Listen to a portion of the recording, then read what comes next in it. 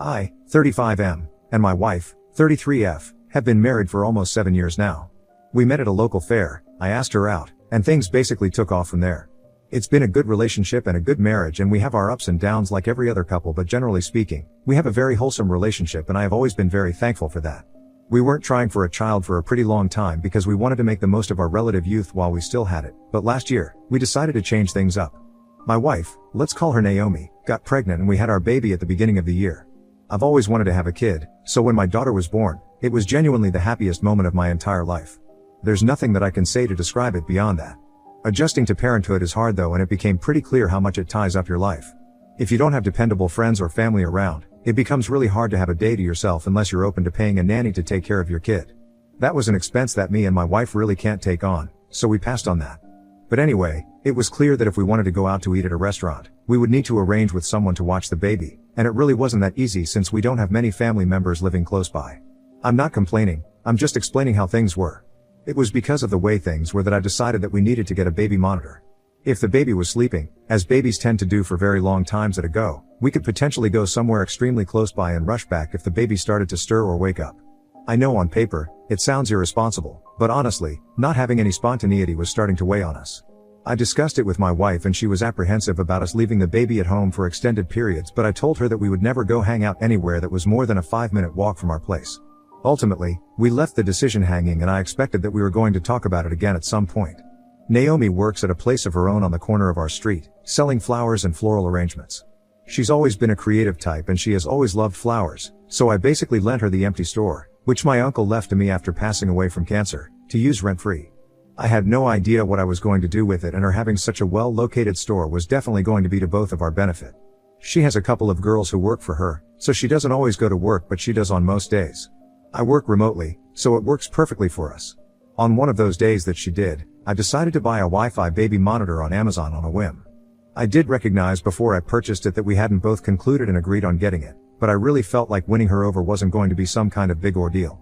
It came the next day when she was at work again, so I set up the little camera in our baby's room. If the lights are on, it's very easy to notice it, but when the blinds are drawn or the light is off, it's not that easy to see it. The camera connects to the Wi-Fi and I can use an app on my phone to check the monitor no matter where I am, which is pretty cool. After setting it up, I went right back to work, and honestly, I somehow forgot to tell her about it when she got back. The very next day was one of those few days where I had a bunch of errands to run, and I kind of looked forward to it because it was one of the times where I was entirely free of parental duties, even if for just a few hours at a time. When I was about to leave the house, my wife begged that I take the baby along, that she was exhausted from the week and she just needed to have some time to herself.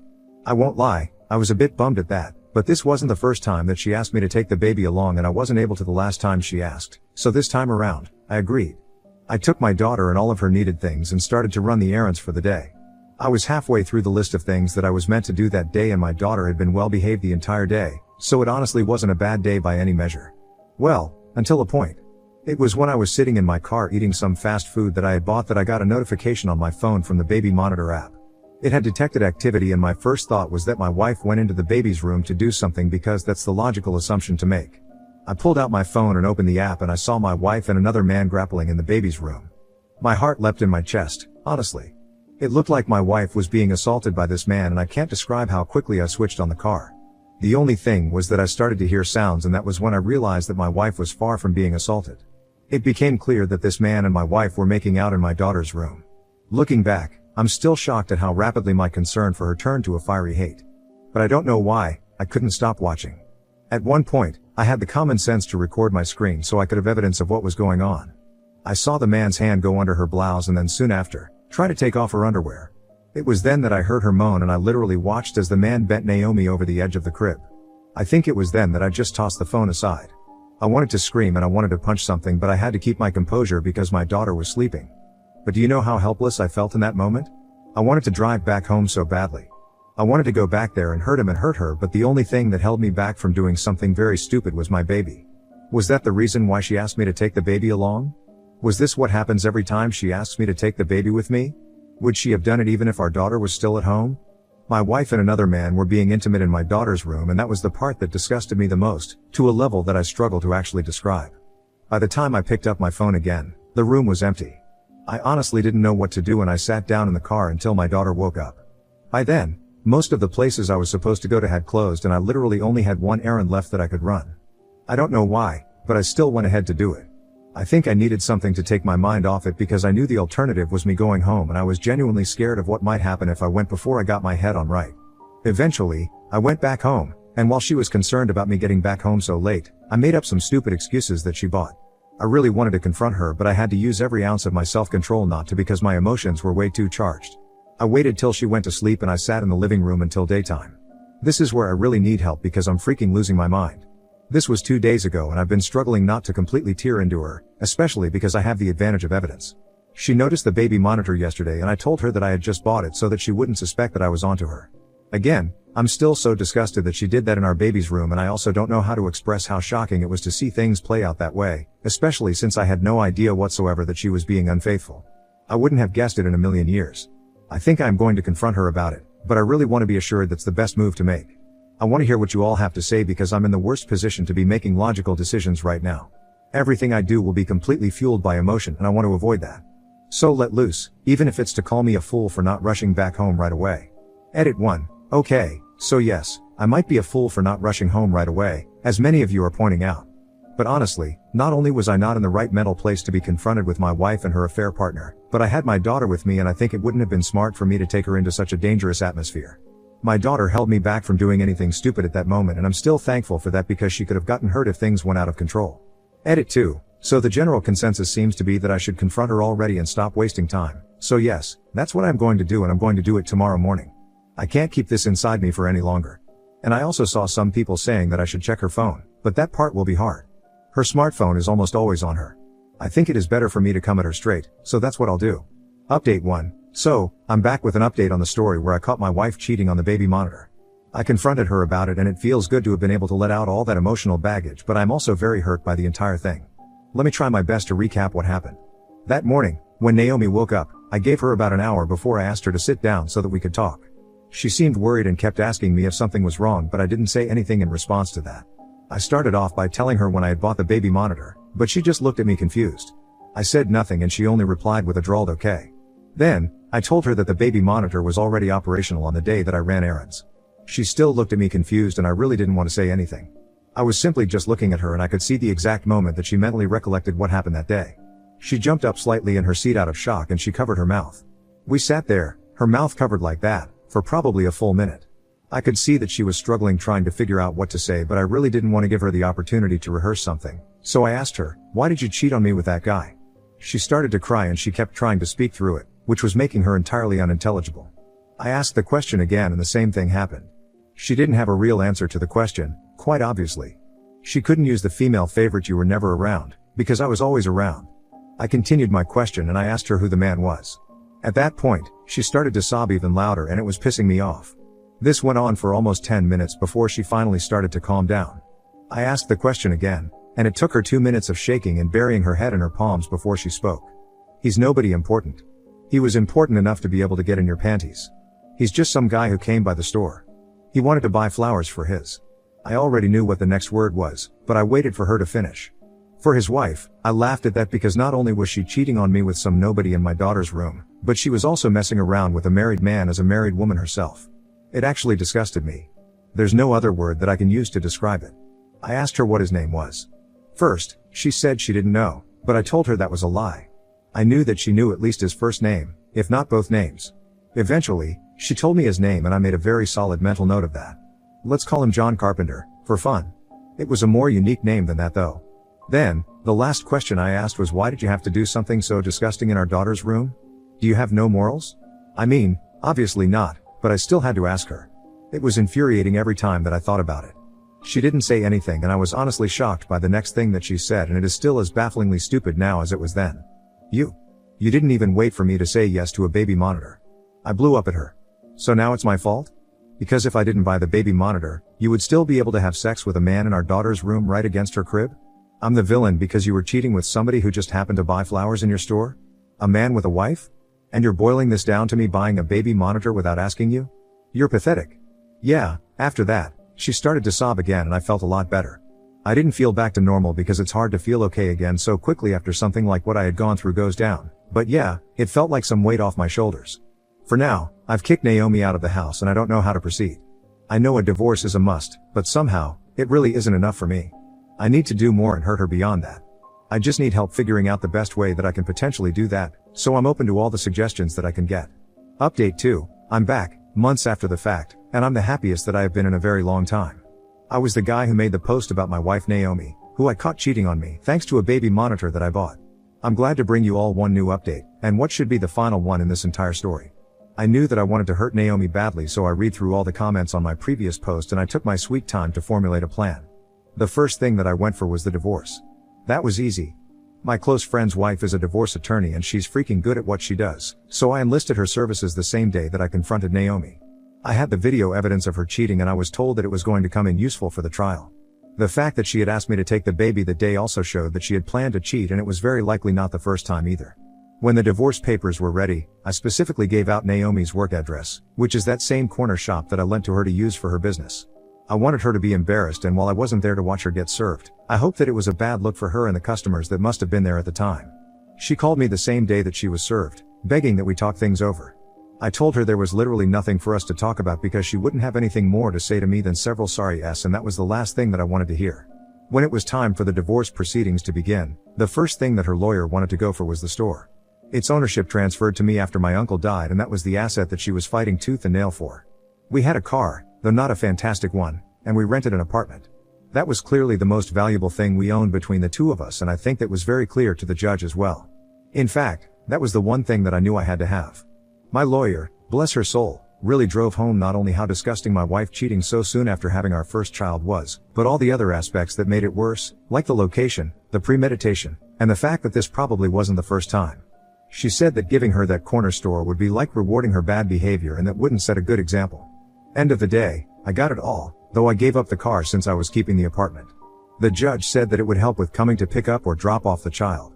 The custody part didn't go as nicely as I would have wanted since we ended up with joint custody, but it's fine. I also don't need to pay her a dime, because thankfully, in my state, her infidelity was allowed to play a major part in the judgment. Here's the part that was finally able to heal my wounds. Remember John Carpenter? The man that my ex-wife cheated on me with? I found him on Facebook. It took me 2 minutes to find his wife, and I messaged her. I explained the whole situation, including the fact that I had explicit footage of her husband and my wife, and she said she was interested in seeing it, since she didn't believe me at first. She certainly believed me after. I had to do a lot of consoling, but it seems like things are going to hit the rocks on that side of the sea, and that makes me happy. Poor her though. She'll end up better off eventually, at least, like I have. The next thing was me letting my ex-wife know that she had 30 days to vacate the store. I walked into the store and told her this face to face, over a month after we divorced, because I wanted her to let her guard down, and it worked beautifully. She cried and even offered to start paying rent for the spot, but I said no. My eventual plan was to rent the place out, but I absolutely refused to make her my tenant. Nah, I needed to make sure that her lovely shop was no more.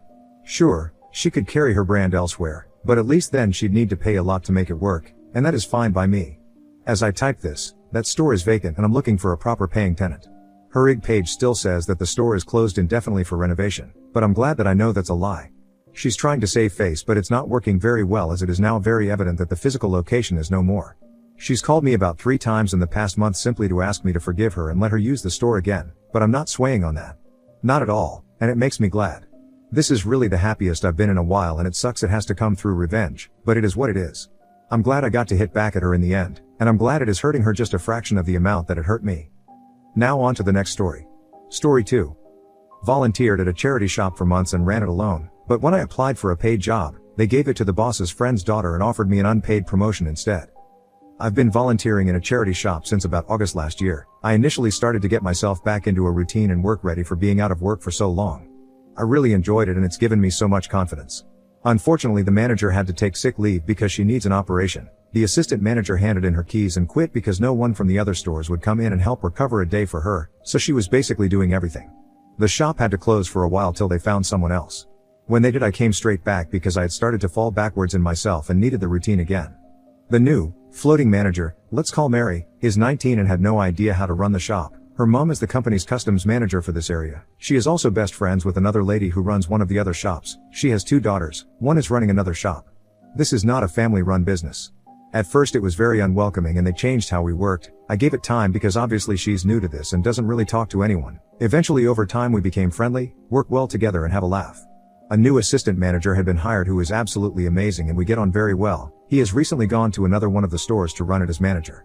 His job became available so I asked about applying. Mary got really excited and wanted me to apply. She helped me with interview questions, gave me the opportunity to run the shop for a few days completely on my own, which went very well. At first she wasn't doing the interviews, it was her mom and someone else.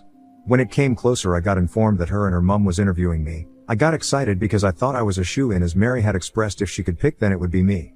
A day before, I found out that the lady's other daughter was applying too. I knew from then on it didn't matter what I said or did I wouldn't be getting it because they are all very close.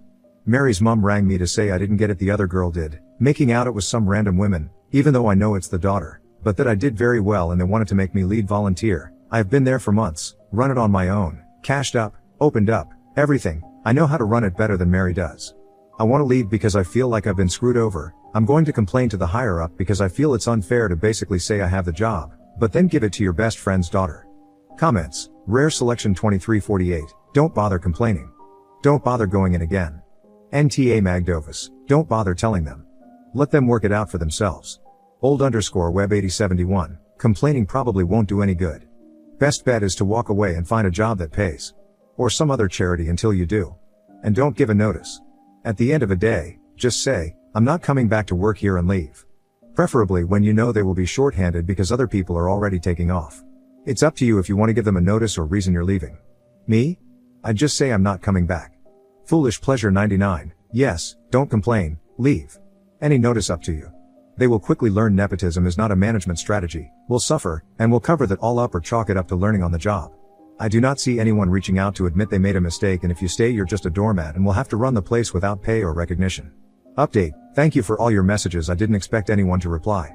I left, I went in and it was really awkward. So when I finished for the day I told Mary this is my last day. She was shocked and didn't really know what to say. I walked out knowing that most of the other volunteers will probably leave soon too.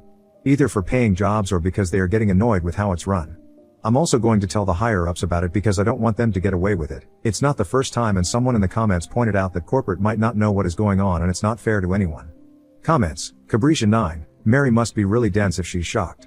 Anklebiter 42. You'd be surprised at how stupid people like this can be. Either that or she thinks she's manipulating Op Salt Lavishness 7560. Of course she's shocked. I mean they were going to make Op the head volunteer. I can't believe Op is throwing away that kind of opportunity. Screw that money. Everyone should be scrambling for those unpaid volunteer hours. /S Stephen Allen 1977. Honesty, this was the best course of action for you. If you are in the UK it does not sound like there was a fair recruitment process given that there was favoritism to someone who did not have experience. Utah Cyan. Nepo hires. Happens everywhere.